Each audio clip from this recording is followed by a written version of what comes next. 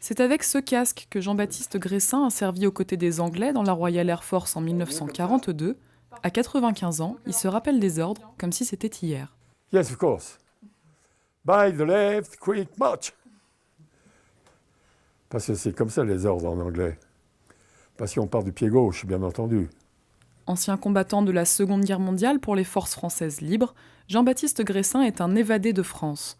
Parti de Paris pour le sud de la France libre en 1940, il passe en Espagne dans l'espoir de rejoindre l'Angleterre, mais capturé par les autorités, il est envoyé dans une maison de détention.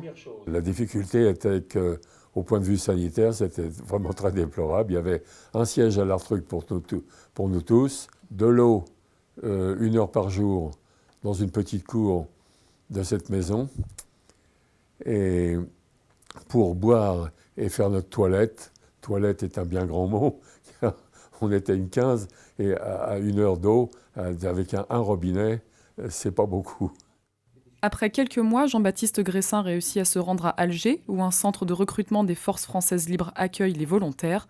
Alors âgé de 21 ans, le jeune combattant apprend l'aviation dans les bases militaires anglaises de Sywell et Sutton Bridge. On apprenait à voler avec un bimoteur, ensuite à faire du bombardement et de l'instruction de navigation, d'entraînement au sol. Ce que j'ai fait, c'est la surveillance de sous-marins à partir de Sutton Bridge, car aussi bizarre que ça puisse paraître, quand on est en l'air, un sous-marin, même en plongée, ça se distingue assez facilement. La guerre terminée, Jean-Baptiste fait carrière dans l'aéronautique. Aujourd'hui, il habite à Plaisir et parle de son expérience avec les plus jeunes. Le 10 novembre, il était à la journée de défense et citoyenneté de Plaisir, un jeu de témoignage auquel il se prête volontiers. Ça, c'est grâce à l'éducation que j'ai reçue.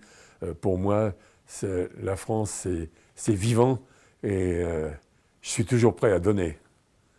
Et c'est arrivé à un plaisir pour moi de donner.